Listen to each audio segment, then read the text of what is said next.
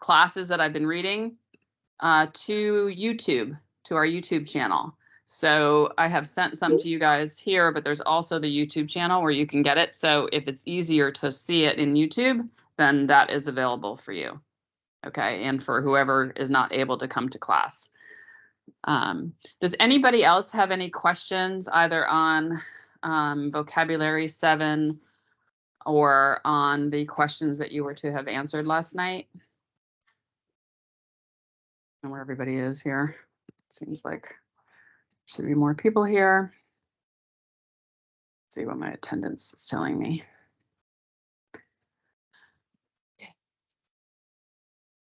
Everybody's good. Nobody has questions. I'll be reading over those as soon as I can. Let's see, Lucy is online, but she's not online. Okay. Audrey is online.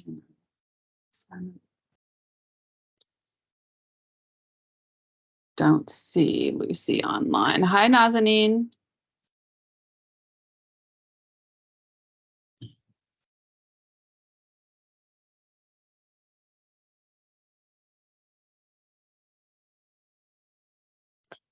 Hello, teacher. How are you? Doing well? I'm well. How are you? Hi, Sean. Fine. Thank you, teacher. Good. Okay. So I'm going to go ahead and keep reading. There's a couple of things that you guys need to know for the coming weeks. Next week, we do not have any school here because it's Thanksgiving and we have the entire week off. Okay, so there will be no class. Paula, stop looking so happy. So we will have the entire week off. And so you'll notice that there's no schedule in your calendar. So if you look at your calendar for next week, it's blank. And that's because we will not be here. And in fact, I will be in New Zealand. So I'm taking a trip with my husband and meeting my daughter who's been in Australia. I've told you guys about that. And we're meeting her in New Zealand for that week and then also the week after. So when school starts again, there will be a substitute teacher here named Shane Coopersmith. And he'll be in here taking my role.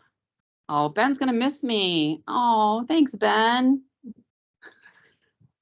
You're going to miss me next week, too. You're going to miss me, too. Woo! But I will be like I'll be on a different day than you guys. So when I get there, so I leave Friday night and I get there on a Sunday morning. So I totally lose a Saturday and then I come back, but I totally get my day back. So because we cross the international date line to get there. So it's kind of cool.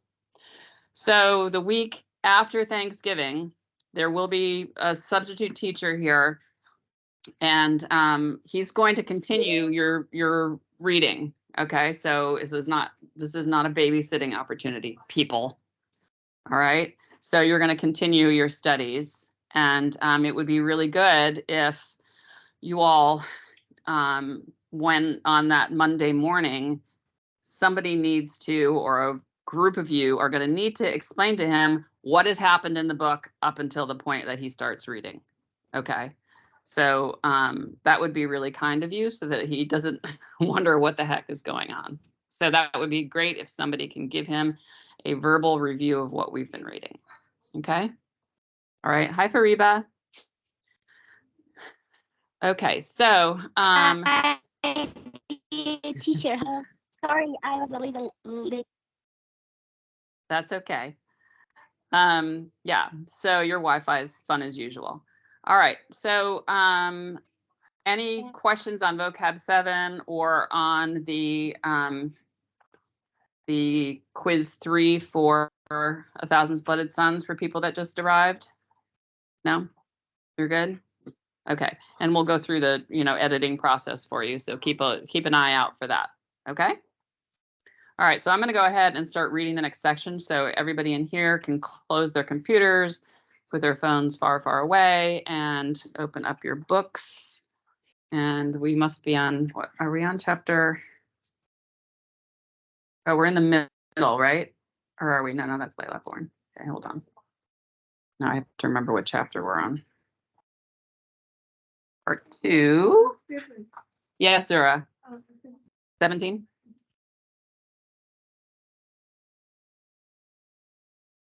I can't hear you, Zura. I don't know why, but I can't hear you. Your microphone's on, but can't hear you.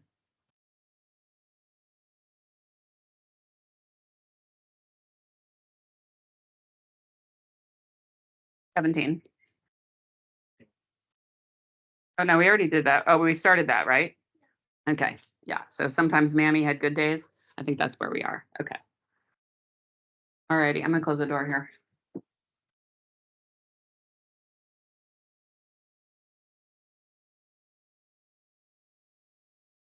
All right. So we are in the middle of or just at the beginning of chapter 17, and with the section that starts sometimes Mammy had good days. Everybody with me? You guys okay? Okay. Lucy, we're reading the book. Sometimes Mammy had good days.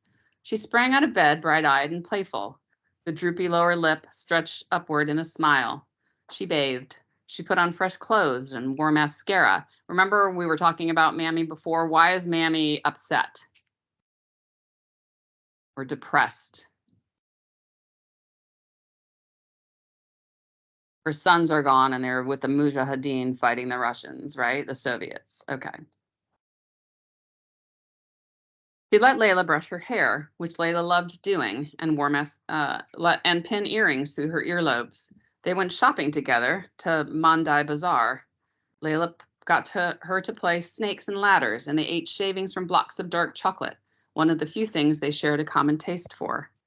Layla's favorite part of Mammy's good days was when Bobby came home, when she and Mammy looked up from the board and grinned at him with brown teeth. A gust of contentment puffed through the room then, and Layla caught a momentary glimpse of the tenderness, the romance that had once bound her parents back when this house had been crowded and noisy and cheerful. Mammy sometimes baked on her good days and invited neighborhood women over for tea and pastries.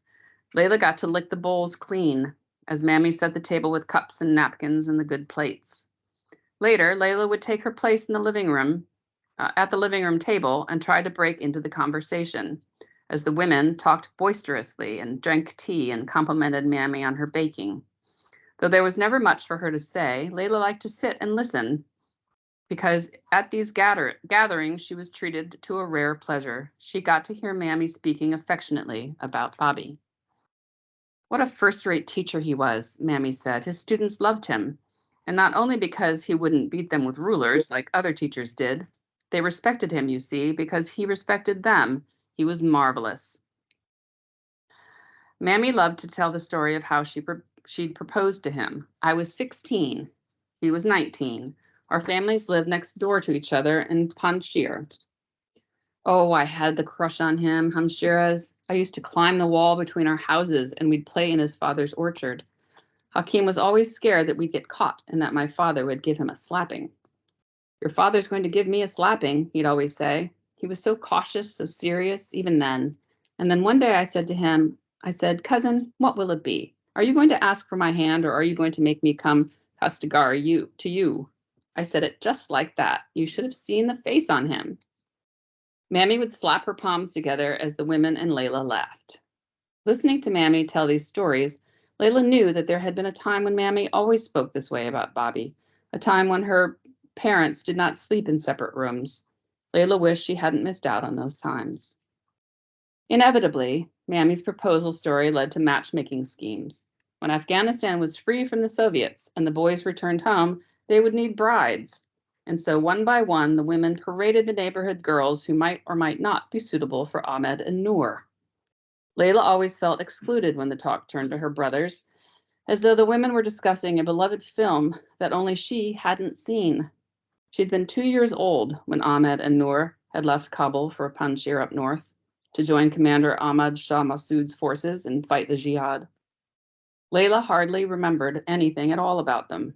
a shiny Allah pendant around Ahmed's neck, a patch of black hairs on one of Noor's ears, and that was it. What about Azita, the rug maker's daughter? Mammy said, slapping her cheek with mock outrage. She has a thicker mustache than Hakim. There's Anahita. We hear she's the top. She's top in her class at Zarguna. Have you seen the teeth on that girl? Tombstones. She's hiding a graveyard behind those lips. What about the Wahidi sisters? Those two dwarfs? No. Oh, no, not for my sons, not for my sultans. They deserve better. As the chatter went on, Layla let her mind drift, and as always, it found Tariq. Mammy had pulled the yellowish curtains. In the darkness, the room had a layered smell about it. Sleep, unwashed linen, sweat, dirty socks, perfume, the previous night's leftover korma. Layla waited for her eyes to adjust before she crossed the room. Even so, her feet became entangled with items of clothing that littered the floor. Layla pulled the curtains open. At the foot of the bed was an old metallic folding chair. Layla sat on it and watched the unmoving blanket mound that was her mother. The walls of Mammy's room were covered with pictures of Ahmed and Noor. Everywhere Layla looked, two strangers smiled back. Here was Noor mounting a tricycle.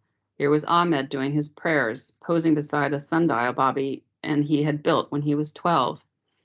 And there they were, her brothers, sitting back to back beneath the old pear tree in the yard. Beneath Mammy's bed, Layla could see the corner of Ahmed's shoebox protruding. From time to time, Mammy showed her the old crumpled newspaper clippings in it, and pamphlets that Ahmed had managed to collect from insurgent groups and resistance organizations headquartered in Pakistan. One photo, Layla remembered, showed a man in a long white coat handing a lollipop to a legless little boy. The caption below the photo read, "Children are the intended victims of Soviet landmine campaign." The article went on to say that the Soviets also like to hide explosives inside brightly colored toys. If a child picked it up, the toy exploded, tore off fingers or an entire hand. The father could not join the jihad then. He'd have to stay home and care for his child. In another article in Ahmed's box, a young mujahid was saying that the Soviets had dropped gas on his village that burned people's skin and blinded them. He said he had seen his mother and sisters running for the stream, coughing up blood. Mammy, the mound stirred slightly. It emitted a groan. Get up, Mammy, it's 3 o'clock. Another groan. A hand emerged, like a submarine periscope breaking surface, and dropped. The mound moved more discernibly this time, then the rustle of blankets as layers of them shifted over each other. Slowly, in stages, Mammy materialized. First the slovenly hair, then the white, grimacing face, eyes pinched shut against the light, a hand groping for the headboard, the sheet sliding down as she pulled herself up, grunting. Mammy made an effort to look up, flinched against the light, and her head dropped over her chest. How was school? She muttered. So it would begin, the obligatory questions, perfunctory answers, both pretending, unenthusiastic partners, the two of them, in a tired old dance. School was fine, Layla said. Did you learn anything? The usual. Did you eat? I did. Good. Mammy raised her head again toward the window. She winced and her eyelids fluttered.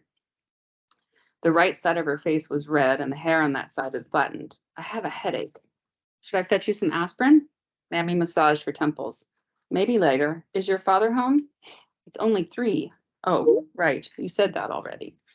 Mammy yawned. I was dreaming just now, she said, her voice only a bit louder than the rustle of her nightgown against the sheets. Just now, before you came in, but I can't remember it. I can't remember it now. Does that happen to you? It happens to everybody, Mummy.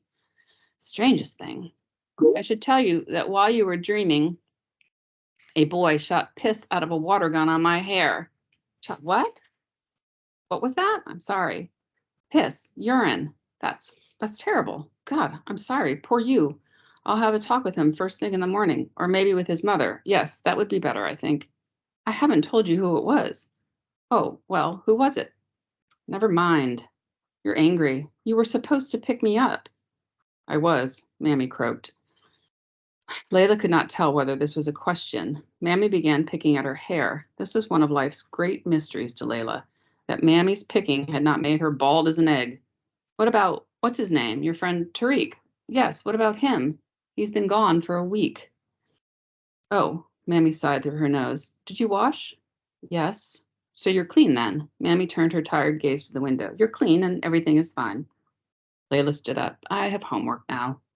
Of course you do. Shut the curtains before you go, my love, Mammy said, her voice fading. She was already sinking beneath the sheets. As Layla reached for the curtains, she saw a car pass by on the street, tailed by a cloud of dust. It was the blue Benz, with a Herat license plate, finally leaving. She followed it with her eyes until it vanished around a turn, its back window twinkling in the sun. I won't forget tomorrow, Mammy was saying behind her. I promise. You said that yesterday. You don't know, Layla. Know what? Layla wheeled around to face her mother. What don't I know? Mammy's hand floated up to her chest, tapped here. In here. What's in here? And then it fell flaccid. You just don't know.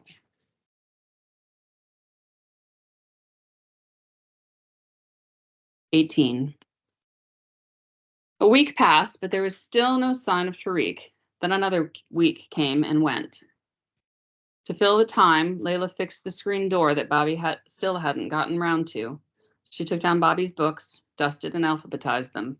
She went to the chicken street with Hasina, Geety, and Geety's mother, Neela, who was a seamstress and sometimes sewing partner of Mammy's.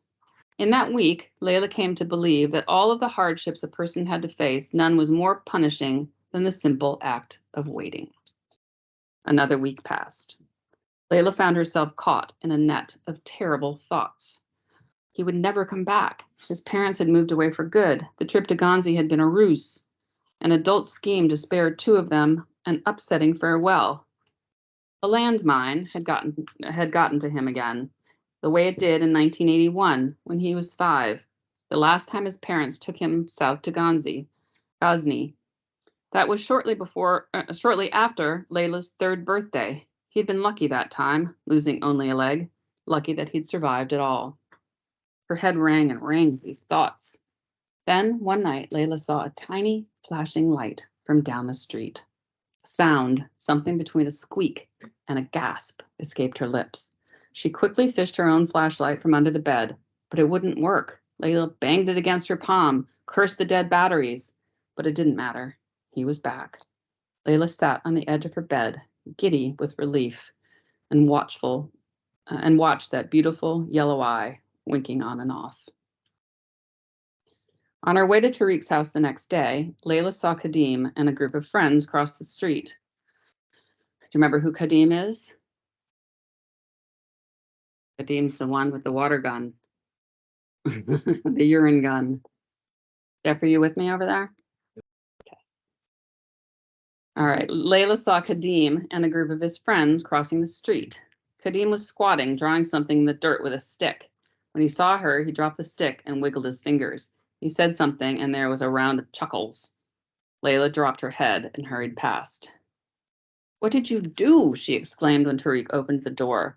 Only then did she remember that his uncle was a barber. Tariq ran his hand over his newly shaved scalp and smiled, showing white, slightly uneven teeth. Like it? You look like you're enlisting in the army. You want to feel? He lowered his head. The tiny bristles scratched Layla's palm pleasantly. Tariq wasn't like some of the other boys, whose hair concealed cone-shaped skulls and unsightly lumps. Tariq's head was perfectly curved and lump-free. When he looked up, Layla saw that his cheeks and brow had sunburned. What took you so long? She said. My uncle was sick. Come inside.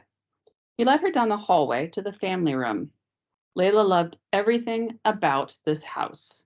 The shabby old rug in the family room, the patchwork quilt on the couch, the ordinary clutter of Tariq's life, his mother's bolts of fabric, her sewing needles embedded in spools, the old magazines, the accordion case in the corner waiting to be cracked open.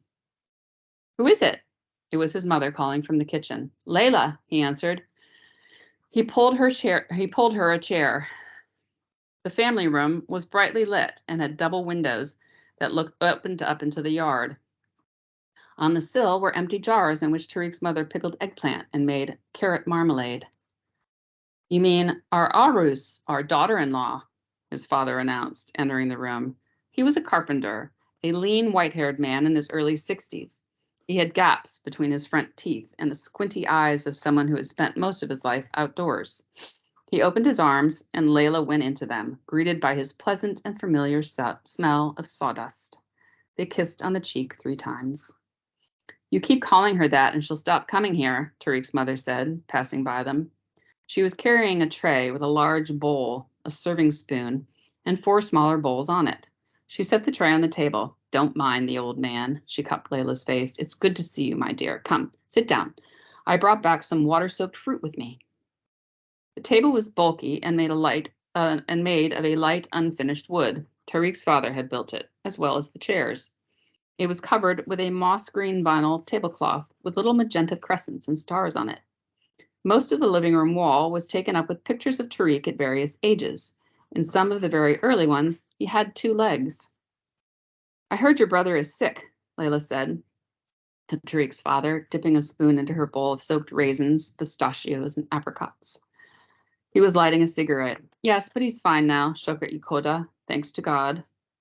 Heart attack, his second, Tariq's mother said, giving her husband an admonishing look. Tariq's father blew smoke and winked at Layla.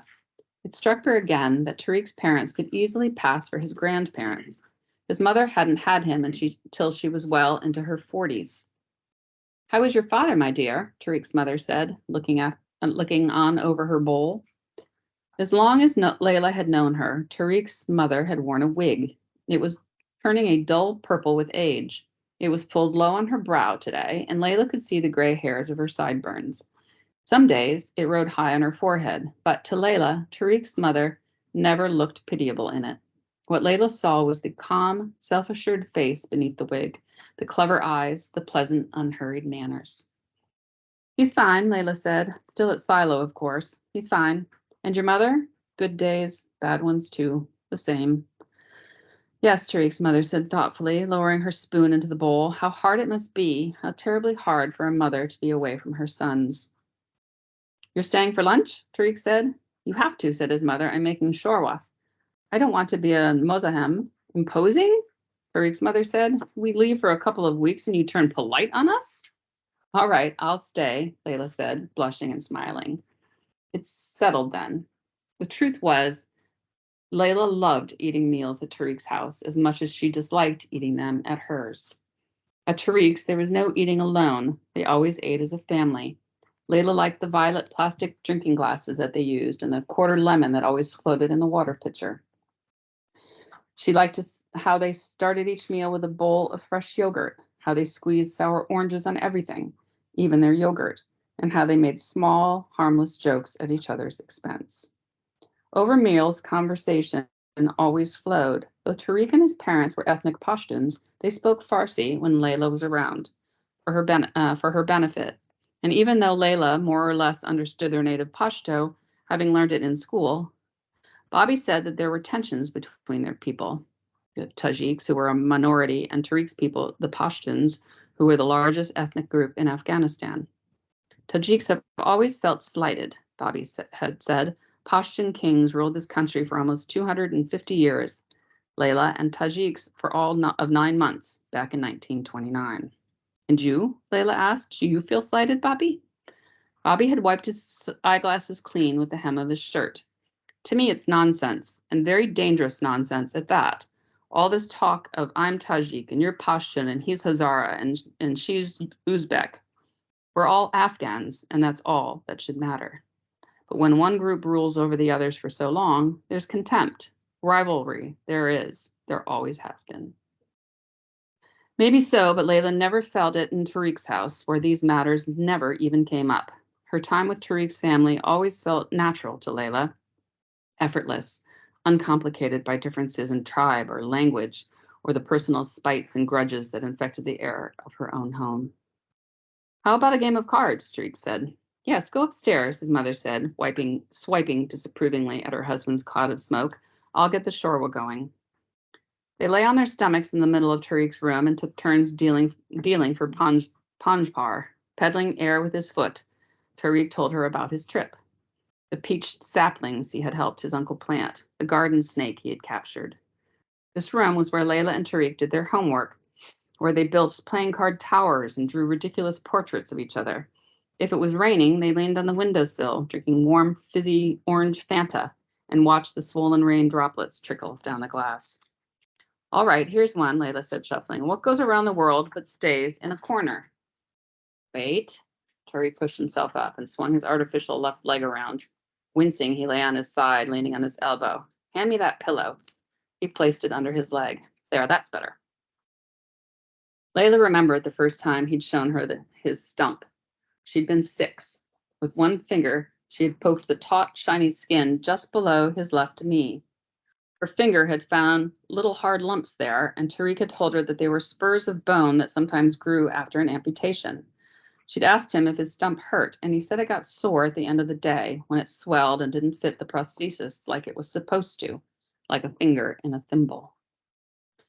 And sometimes it gets rubbed, especially when it's hot. Then I get rashes and blisters, but my mother has creams that help. It's not so bad. Layla had burst into tears. What are you crying for? He'd strapped his leg back on. You asked me to see it, you Guri Norak, you crybaby. If I'd known you were going to bawl, I wouldn't have shown you. A stamp, he said. What? The riddle. The answer is a stamp. We should go to the zoo after lunch. You knew that one, did you? Absolutely not. You're a cheat, and you're envious. Of what? My masculine smarts. Your masculine smarts? Really? Tell me, who always wins at chess? I let you win. He laughed. They both knew that wasn't true. And who failed math? Who'd you come to for help with your math homework, even though you're a grade ahead? I'd be 2 grades ahead if math didn't bore me. I suppose geography bores you too. How did you know? Now shut up. So are we going to the zoo or not? Layla smiled. We're going. Good. I missed you. There was a pause. Then Tariq turned to her with a half grinning, half grimacing look of distaste. What's the matter with you?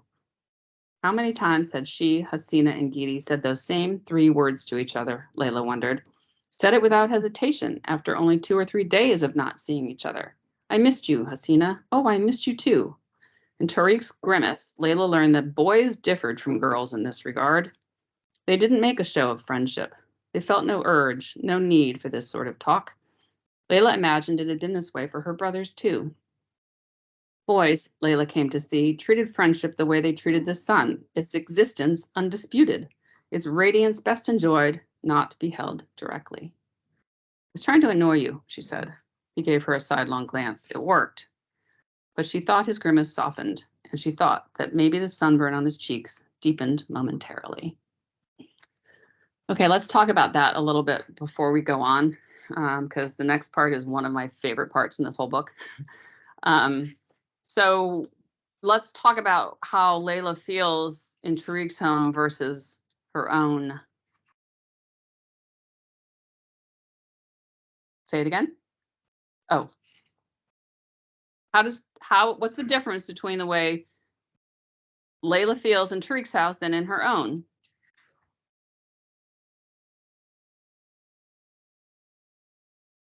Okay, more relaxed. It's more relaxing for her. Yeah, Mohammed? Who is Layla? Layla. I think Oh, you were thinking Miriam. Miriam hasn't been in here yet, except for the Bens. I'm going to turn this so you guys can see the class.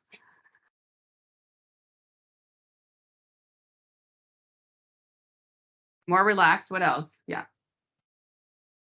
I'm going to ask everybody to answer that question. Okay, so Paula says more relaxed. Justin, what do you think? How does Layla feel in Tariq's house versus her own?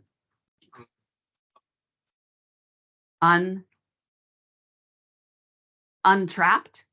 Ah, that's an interesting word. Okay. Yeah, because she feels a bit trapped in her own home. Yeah, that's kind of interesting. Okay, Ben.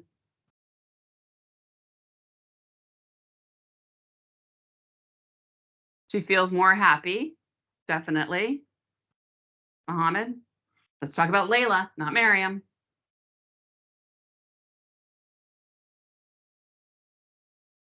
You guys in Kabul have to be thinking for an answer too. Go ahead. who's Layla? Ah! I'm not talking to you anymore. Jeffrey. Uncomfortable and more unfilled. They have like seem to limit. Okay, more comfortable and Limit? unlimited? Yeah. Oh, okay. Unrestricted, kind of, yeah, okay, that's good. Those are good words. Enjoying. And everyone goes in other house or something. They're just going out of their house and some kind of like feeling better. When they're not in their own house? Yeah. Oh, I mean sometimes, yeah, for- okay. for sure. Well, and let's talk about, I'm gonna have Sean say something, go ahead. She feels like she belongs, that's really good too, right? Because what's the environment like in her own house? Who's in charge in that house? We would like to think so. Who does it seem like, though, is really getting things done in that house? Herself, right? She is essentially her own parent. And as much as she loves her father. She's tired in his house and her house, and just she's like feeling more comfortable when she's out because she's not supposed to dance something sweeping the house. Yeah, well, that's true. But there's specifically in Tariq's house, she feels comfortable, right? Okay, let's hear from people in Kabul. What do you think? We can go around the room there too. Ali, you want to start? Yeah, okay. I think that Lila feels like she is in a real family because whenever she's in Tariq's home, they eat together, and at least it feels that she is in a real family, and there is no problem. That's why that she really wants to be there. Yeah, I agree. Put your phone away so you can listen. Cassie. I feel like she doesn't have to filter her words when she's with Tariq, and she just feels more happy, like she has a family and a brother. Yeah, like a brother too, right? Because does she have any connection to her own brothers? No. No, right? They were like strangers to her, right? So there's this person that has close to her. Zura, let's see if your your microphone works. Nope. You can type me an answer and I'll read it for you. Oops. All right, Nazanin, you want to say something?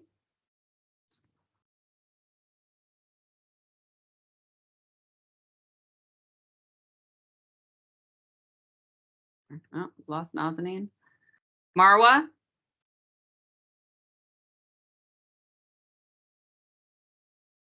Okay, teacher, my internet connection yeah. is not very good. Can you hear me? I can hear you, Nazanin. Go ahead. Good. Nope, it's not working so well. You can see the little blue thing light up and then it disappears. Oh, frustrating. Okay, Marwa. Okay, teacher. If you can hear Yes, me, sure. I should say that Leila. Go ahead. Okay, if you can hear me, I want to say that Leila feel more relaxed because she was at home and also she did not have serious problems. That is why I think her feeling was more relaxable. Okay, good. Yep. Marwa.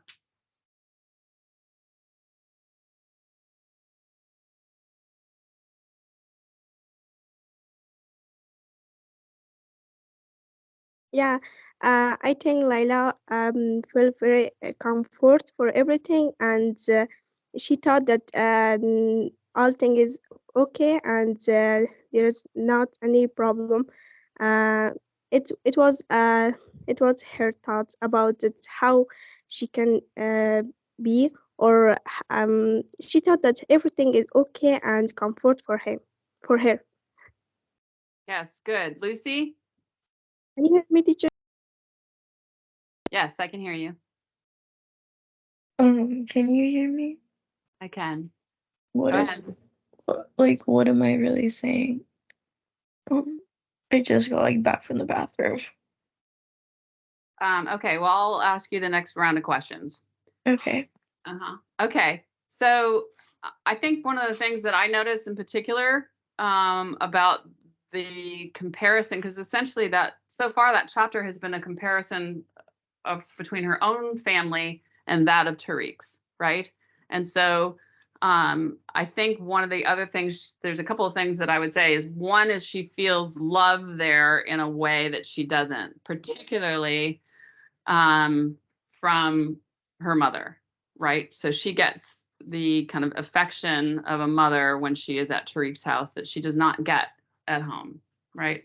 And clearly her mother has some serious, we would probably now call it bipolar, you know, where she has these times where she's, you know, up and energetic and talkative, and then where she's so completely depressed she can't even get out of bed, and she doesn't want, you know, she doesn't even want the windows shades up, right?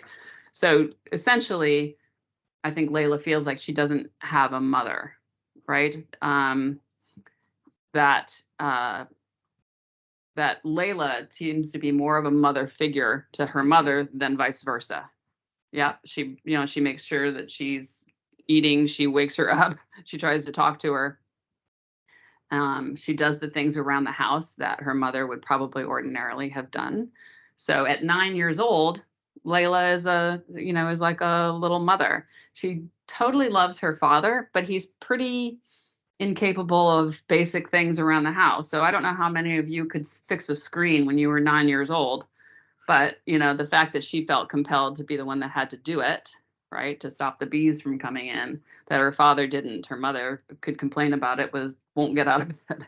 So the environment in her own home is so different from the environment in Tariq's home, where, and Ali kind of pointed it out, where there is a family unit that she feels a part of. And you know, and so it's just, you can see why she missed him for 2 weeks, right? And missed going over there. I think Tariq is certainly a person that is important to her, but I think her entire family, his entire family, right? His parents are too. Yeah. And, you know, at some point, maybe we can hear from people in Kabul about the fact that they're the Pashtun and Tajik, right? So Layla's Tajik and Tariq is Pashtun, and you know, they're showing that at that level, it just doesn't matter, right? That the differences are irrelevant when you're on a really just very personal level, and that would be true for many many people, and I hear that with between the Israelis and the Palestinians too, right? So many of them, it's a disaster over there right now, but so many of them have, you know, on a personal level, don't have issues with each other, right? Or you know, with the Russians and the Ukrainians, or I think it's more in high level and in politics, quite more this kind of stuff between Pashtun, Tajik, and Israel and Palestine. It's more in not in person to person. It's more in high level. It's include more in politics. politics and government, yeah, and people that are kind of controlling, yeah. I believe in low level findings, people Listen, hear him.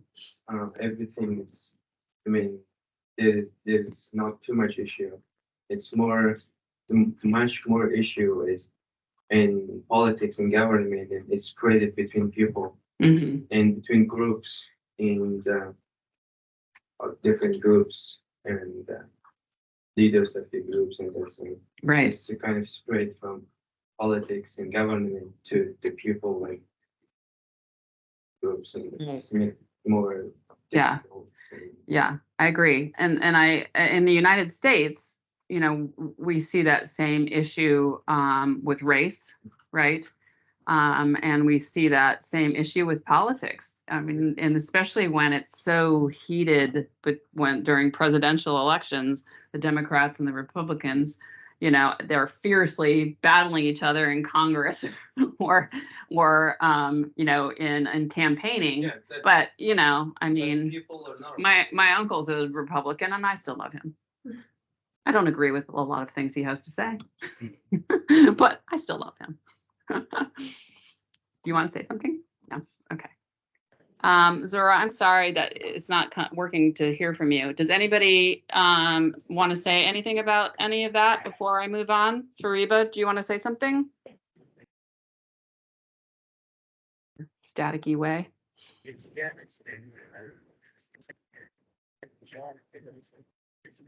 I think she just has her microphone on. Okay. All right. So unless there are any more comments or questions about this, I'm going to move on. Fariba, do you want to say something or you just need to turn off your mic? Do it for her. Okay, let's keep going. All right, so I have to say that this is one of my favorite parts of the book. There's a lot of favorite parts in the book, but this one makes me laugh. Okay. We're starting with Layla didn't mean to tell him. She'd in fact decided that telling him would be a very bad idea. Someone would get hurt because Tariq wouldn't be able to let it pass. Well, when they were on the street later, heading down to the bus stop, she saw Kadeem again, leaning against a wall. He was surrounded by his friends, thumbs hooked in his belt loops. He grinned at her defiantly. And so she told Tariq. The story spilled out of her mouth before she could stop it. He did what? She told him again. He pointed to Kadeem. Him? He's the one? You're sure? I'm sure. Tariq clenched his teeth and muttering something to himself in Pashto that Layla couldn't catch. You wait here, he said, in Farsi now. No, Tariq. He was already crossing the street. Kadeem was the first to see him. His grin faded, and he pushed himself off the wall. He unhooked his thumbs from the belt loops and made himself more upright, taking on a self-conscious air of menace. The others followed his gaze. Layla wished she hadn't said anything. What if they banded together? How many of them were there? 10, 11, 12? What if they hurt him? Then Tariq stopped, a few feet from Kadeem and his band. There was a moment of consideration, Layla thought, maybe a change of heart. And then, when he bent down, she imagined he would pretend his shoelace had come undone and walk back to her. Then his hands went to work, and she understood. The others understood too when Tariq straightened up, standing on one leg. When he began hopping toward Kadeem, then charging him, his unstrapped leg raised high over his shoulder like a sword. The boys stepped aside in a hurry. They gave him a clear path to Kadeem. Then it was all dust and fists and kicks and yelps. Kadeem never bothered Layla again. Guess your prosthetic leg is good for more than just walking on. That night, as most nights, Layla set the dinner table for two only. Mammy said she wasn't hungry. On those nights that she made a point of taking a plate to her room before Bobby even came home. She was usually asleep or lying awake in bed by the time Layla and Bobby sat down to eat. Bobby came out of the bathroom, his hair, peppered white with flour when he'd come home, washed clean now and combed back. What are we having, Layla? Leftover Aush soup. Sounds good, he said, folding the towel in which he'd dried his hair. So what are we working on tonight? Adding fractions? Actually, converting fractions to mixed numbers. Ah, right. Every night after dinner, Bobby helped Layla with her homework and gave her some of his own. This was only to keep Layla a step or two ahead of her class, not because he disapproved of the work assigned by the school, the propaganda teaching notwithstanding. In fact, Bobby thought that the one thing the communists had done right, or at least intended to, ironically, was in the field of education, the vocation from which they had fired him. More specifically, the education of women. The government had sponsored literacy classes for all women. Almost 2/3 of the students at Kabul University were women now, Bobby said. Women who were studying law, medicine, engineering. Women have always had it hard in this country, Layla, but they're probably more free now under the communists and have more rights than they've ever had before, Bobby said, always lowering his voice, aware of how intolerant Mammy was of even remotely positive talk of the communists. But it's true, Bobby said. It's a good time to be a woman in Afghanistan, and you can take advantage of that, Layla. Of course, women's freedoms, here he shook his head ruefully, is also one of the reasons people out there took up arms in the first place. By out there, he didn't mean Kabul, which had always been relatively liberal and progressive. Here in Kabul, women taught at the university, ran schools, held office in the government. No, Bobby meant the tribal areas, especially the Pashtun regions in the south or in the east near the Pakistani border, where women were rarely seen on the streets, and only then in burqa and accompanied by men. He meant those regions where men who lived by ancient tribal laws had rebelled against the communists and their decrees to liberate women, to abolish forced marriage, to raise the minimum marriage age to 16 for girls. There, men saw it as an insult to their centuries-old tradition, Bobby said, to be told by the government, and a godless one at that their daughters had to leave home, attend school, and work alongside men. God forbid that should happen, Bobby liked to say sarcastically. Then he would sigh and say, Layla, my love, the only enemy an Afghan cannot defeat is himself. Bobby took his seat at the table, dipped bread into his bowl of aush. Layla decided that she would tell him about what Tariq had done to Kadim over the meal before they started on fractions. But she never got the chance because right then there was a knock at the door, and on the other side of the door, a stranger with news. Ooh, gotta leave you hanging. You good, huh? Okay, what are we thinking so far? Anybody have any comments? Any comments from Kabul?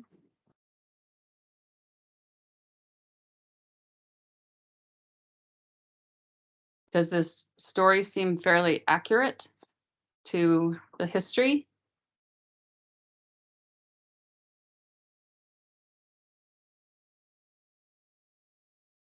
Mr. Habibi, you're welcome to speak too if you'd like.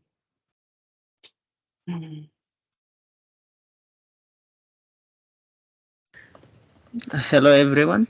Actually, this story is somehow strange for me because I haven't joined at the beginning. I'm trying to adjust myself with these students and know all the things about this story. But I think it is a great story. I'm doing my best to know all the parts and participate in some comments in the next sessions too. Okay, good. Anyone else?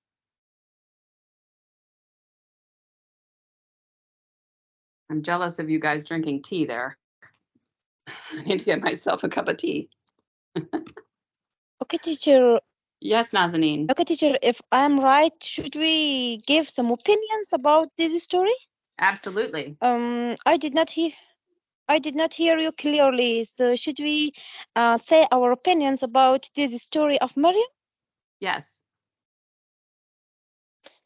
So Of actually, Layla. teacher, Yep. I want to say, I want to say that Khalid Hosseini is a writer that he tries to somehow make clear some important, or we can say some darkest points of traditional and cultural living in Afghanistan, especially for women that we have Maryam inside of this story. Yeah.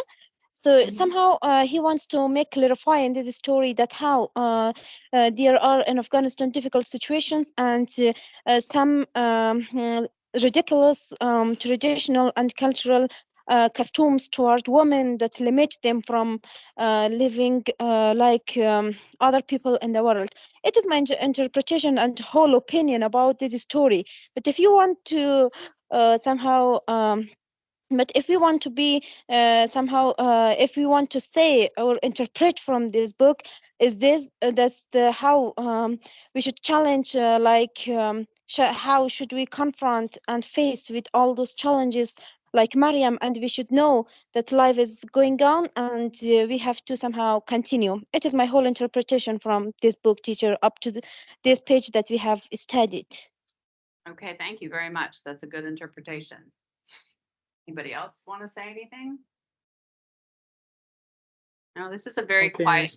miss. very quiet group on my end. Go ahead, Ali. Okay.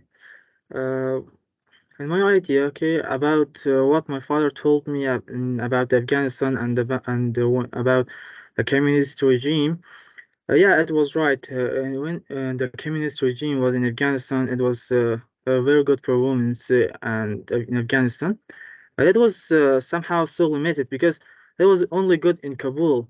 And when we go out of Kabul, and there was nothing about human rights or in women rights, because and it still exists when we are in Kabul. It's much more better to consider women's right, but out of Kabul in other parts of Afghanistan, it's very rare and it's mostly not considered to have any right for women's or many things that is very important. Oh, that's good. Yeah, and I feel like I've heard that often. So it seems to me, and you can correct me if I'm wrong, that things have never changed very much outside in a lot of places. That that a lot of it has exactly. remained the same for women. And Exactly. yeah, where Kabul is kind of its isolated world in and of itself, where there has been more opportunity, which is one of the reasons you're there. But In yeah. fact, my own uncle, okay, my own uncle doesn't let her sisters to go to the daughters to go to school. Yeah. They live in the country and it's somehow far. And also, whenever we ask my uncle that why they don't you don't let them to go to school, so there are some excuses. And then, in fact, somehow my uncle himself don't want to her daughters to go to school. Yeah. And be educated. Yeah. Fariba. See if her Wi-Fi is going to work. Teacher, do you hear me? Yes, I can hear you.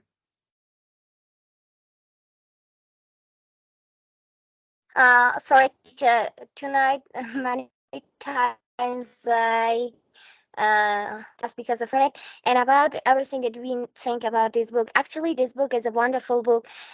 We studied this book, but every time that we study, it is very good because we know something like innocent Mariam and innocent Laila. The life is two girls that they are innocent and they think very simple about their life and they thought about their life or we study about their life in a simple way. And it is very amazing for every person. And the one part of this book that I cried really, it was the part that Mariam said, don't compel me to marry Rashid, and I'm satisfied to live with the Mullah Faizullah. It was a really good sentence, and I know that there are many girls in Afghanistan that their life bad in this book, and also very everything. And also, we know a lot of culture in Afghanistan. Like, know that I studied this book, I know something about the Herat because I didn't travel to Herat, but nowadays I know that where is Guldaman and how is the history of Afghanistan, like in the 1970, what happened in Afghanistan, or about some institute that they work in Afghanistan and other. Good comments. Marwa, we have 4 more minutes. So Marwa, what would you like to say?